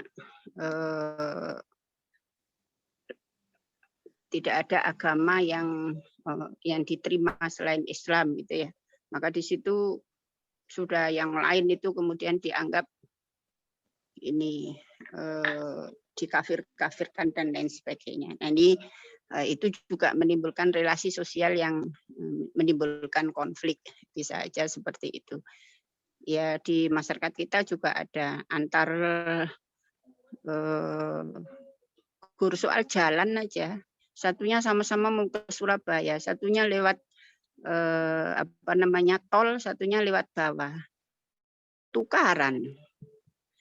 Kenapa kamu lewat tol? Berarti bukan kelompok saya. Kamu tidak akan masuk surga. Padahal nanti ya ketemu ngene Surabaya karo-karone kan gitu ya. Nah, ini kita masih juga dipengaruhi ego-ego ini ya, ego-ego beragama yang kadang-kadang bukan itu tujuan beragama kita. Dan habis kadang-kadang energi kita di hal-hal seperti itu. Konsep multikultural itu kalau kita lihat semuanya kan pendidikan agama itu kan punya tujuan, atau Islam itu kan punya tujuan untuk menjaga dinnya, agamanya kan gitu ya. Menjaga keturunannya. Ada 5 yang harus dijaga dalam Islam itu kan. Nah, karena itu memang kalau di dalam berakidah itu kita memang tidak boleh kemudian ikut akidah sana, akidah sini. Seperti kan sudah pendidikan Islam itu kan sudah sangat lengkap ya, Al-Qur'annya itu kan sudah diberi rambu-rambu yang begitu sudah nggak bisa ditawar lah kan gitu ya. Kalau memang kamu menjalankan akidahmu seperti itu ya jalankanlah kan gitu ya, seperti dalam Quran surat Al-Kafirun itu. Karena itu kalau sudah melihat perbedaan ya, itu kita harus mencari persamaannya, jangan mencari perbedaannya. Dalam konsep pendidikan multikultural itu yang kita cari itu adalah kebaikan-kebaikan dengan pendekatan akhlak. Jangan menggunakan pendekatan akidah. Kalau kita menggunakan pendekatan akidah, ya tukaran, perang nanti nggak pernah bisa selesai. Karena memang kalau sudah akidah itu domain pribadi kan itu ya. Jadi itu sudah lana a'maluna walakum a'malukum itu konsep akidah. Kalau sudah kamu memang keyakinanmu itu, ya sudah jalankan, tinggal menghormati. Ini dalam konsep akhlak akhirnya. Tapi kalau sudah akhlak, kalau akhlak itu, ya sudah kan akan kita cari kebaikannya, kebersamaannya, hubungan semua itu. Makanya kan bu istuli utamima maka rimal akhlak. Rasulullah itu kan ternyata ending kalau kita tarik gitu semuanya itu kan pada wujud dari akidah kita, ya, ibadah kita itu adalah akhlak. Meskipun amal kita sholatnya bagus, tapi kepada tetangganya meskipun itu berlain agama kemudian dia magari duri seperti atau artinya itu selalu membuat tetangganya tidak nyaman ya, membuat rintangan atau melakukan berbagai macam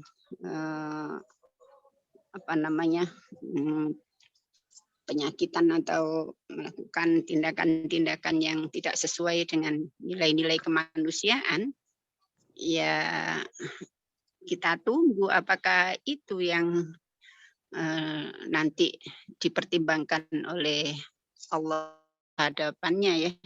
Jadi karena justru akhlaklah yang menjadikan orang itu menggambarkan dari mulai dari perilaku akidah yang dimiliki, ibadah yang dimiliki, ujungnya adalah perwujudan semua itu terekspresi, teraktualisasi dalam akhlaknya. Nah, ini pendekatan yang penting untuk kita tanamkan pada peserta didik. Jangan gunakan pendekatan akidah. Masa kemudian ya sudah itu wilayah akidah. Jangan juga menggunakan pendekatan perbedaan ini apa cara atau ini ya fikih syariah. Syariah kan ya cara ya. Nah, kalau cara ya setiap orang punya cara yang berbeda, ya sudah kerjakan. Kalau cara itu yang kamu anggap benar dan justru bisa mencapai, entah kamu lebih lambat atau ini punya risiko sendiri, silahkan. Tapi saya sudah menemukan cara ini dan cara ini lebih efektif. Saya yakini seperti itu lebih baik. Saya jalankan. Nah, kalau kamu seperti itu, ya lakukanlah. Mudah-mudahan kita nanti ketemu bersama-sama kan gitu. Mungkin waktunya mudah-mudahan tidak terlalu lama. Lah kan gitu aja menjadi indah gitu. Nah, kalau kita menggunakan pendekatan perbedaan cara yang kita harus seragamkan, ya pasti terjadi perdebatan dan kemudian debatnya nggak selesai juga nggak akan bisa sampai di tujuan. Dan itu. Nah, kita sering terjebak di dua pendekatan ini. Mari kita justru gunakan ke pendekatan yang Rasulullah diangkat itu adalah untuk menyempurnakan akhlak. Jadi intinya, endingnya justru ada di sana. Kita perlu untuk kembangkan model-model pendidikan multikultural yang selalu mengedepankan nilai-nilai akhlak di dalam mengambil kebaikan bersama. Oke, mungkin itu yang bisa diberikan oleh Bu Sia. Silakan bisa dikembangkan lebih lanjut dalam konsep-konsep pendidikan humanis yang religius. Ya. Nah, ini dalam membangun konsep pendidikan multikultural. Sehingga tidak mudah kita diminta untuk melakukan ini, ikut ini, diminta melakukan ini. Tetap jika itu memang ada kesalahan, kita tingkatkan untuk menjadi lebih bagus, silakan. Tetapi jangan sampai untuk menafikan atau mendiskreditkan atau melemahkan pendidikan Islam yang sesungguhnya, yang mulia dan agung. Itu. Oke, mungkin itu cukup. Baik. Oke, kalau diucapkan saya kembalikan. Terima kasih sebesar-besarnya pada Prof. Setiah atas tambahan ilmu yang bermanfaat ini. Agaknya kita sepakat ya bahwa pendidikan multikultural ini alternatif yang bisa dipakai, tapi tentu ada catatan-catatan tersendiri. Berdasarkan dari apa yang saya pahami dari paparan Prof. Sutiah, pendidikan multikultural ini menjadi bermasalah ketika menganggap agama menjadi domain di bawah kultur-kultur itu tadi. Kan multikultural, berarti ada banyak kultur, ada banyak kebudayaan, banyak suku. Nah, di antara elemen-elemen yang tadi disebutkan tadi itu, agama dianggap juga sebagai subkultur dari satu multikultural yang besar ini. Berarti dia mereduksi atau mendegradasi nilai agama dalam kehidupan, karena agama dianggap sebagai di bawah kebudayaan, di bawah kultur. Nah, itu yang menjadi masalah. Gitu. Dan yang perlu kita catat bersama, kita perlu lebih selektif lagi dalam mengadopsi dan mengakuisisi teori-teori yang datang dari luar ya.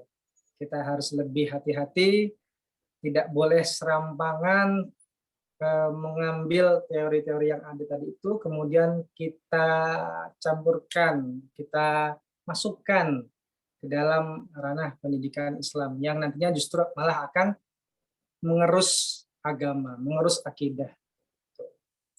Dalam surat Al-Kafirun kita sering mendengar ya, lakum dinukum waliyadin. Itu kalau dibaca asbabul urutnya, ketika Nabi Muhammad SAW diminta oleh kafir Quraisy, wahai Muhammad, ayo kita tukeran agama gitu. Saya ibadah di masjid, kamu ibadah di kuil-kuil, di tempat-tempat berhala begitu.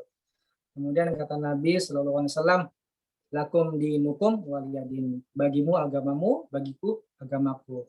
Jangan mencampur adukan ritual-ritual keagamaan. Seperti yang pernah terjadi beberapa tahun yang lalu ya, kalau misalnya di IAIN mana begitu. Ada mahasiswa-mahasiswi Fakultas Usuluddin kalau tidak salah, beribadah di gereja. Gitu, berdoa di gereja. Nah, ini kan ya tentunya perdebatan di situ. Tapi intinya kita harus berhati-hati dan lebih selektif lagi dalam membaca gagasan-gagasan ini. Ini mungkin yang bisa kita diskusikan, kita akhiri. Terima kasih sekali lagi kami ucapkan kepada Ustaz Muhammad Yunus. Sesungguhnya pendidikan Islam itu sudah multikultural. Islam itu juga sudah multikultural. Intinya ya kan di situ. Ya. Tetapi hari-hari ini kita menghadapi tantangan tantangan internal dan eksternal. Gitu. Eksternal yang memang globalisasi tidak bisa kita hindari, apalagi di abad digitalisasi era sekarang ini ya, abad 21 ini, semua kita tidak bisa menghindari itu. Ada ismo, justru ini yang tantangan yang ini, dan itu mesti beratas nama HAM. Ini yang mungkin itulah termasuk tantangan eksternal dalam membangun konsep dan paradigma pendidikan Islam. Itu yang perlu dikritisi. Di internal sendiri kita masih punya banyak tantangan. Karena itu perlu beberapa pendekatan tadi yang penting. Kita tidak menggunakan pendekatan yang justru memecah belah, tapi justru adil, sejahtera, dan itu berbasis akhlak tadi. Mungkin itu, Mas, sebagai tambahan. Terima kasih, Profesor. Baik, kiranya kita cukupi kuliah pemikiran pendidikan Islam pada sore insya Allah baru ini. Saya selaku moderator undur diri. Mari kita tutup acara ini dengan bersama membaca Alhamdulillah. Alhamdulillahirrahmanirrahim. Subhanakallahumma wa bihamdika asyhadu an la ilaha illa anta astaghfiruka wa atubu ilaik. Wa syukran. Assalamualaikum warahmatullahi wabarakatuh. Waalaikumsalam warahmatullahi Ibu wabarakatuh. juga mohon maaf dan terima kasih. Assalamualaikum warahmatullahi wabarakatuh. Waalaikumsalam warahmatullahi wabarakatuh. Undur diri. Terima kasih Ustaz. Tetap jaga kesehatan, semoga sukses selalu. Assalamualaikum. Amin. Waalaikumsalam. Oke. Minggu depan siapa ya yang presentasi? Minggu depan. Oh, minggu depan Ustaz Arif ya? Oh, ya kali saya kurang tahu. Karena saya tuh yang keempat. Setelah Ustaz Arif. Ya, insya Allah. Judulnya apa? Judulnya? Temanya apa? Judulnya apa ya? Pemikiran pendidikan klasik. Iya, Ustaz ya. Oke, saya lihatlah di RPS-nya. Iya, klasik, betul. Syukron telah diingatkan. Oke deh. Ustaz, udah. Judul terakhir ya, Ustaz ya? Ya, terakhir Ustaz. Saya Islamisasi ilmu pengetahuan ya. Ya. Ya. Kalau nggak salah ya. Ya udah, saya itu kalau gitu. Siap, Ustaz. Aman. Yes, yuk. Ya, izin live. Izin. Oke. Selamat. Assalamualaikum Said. Assalamualaikum Ya. Said. Assalamualaikum warahmatullahi wabarakatuh. Assalamualaikum. Waalaikumsalam warahmatullahi wabarakatuh. Pamit ya Ustaz semua.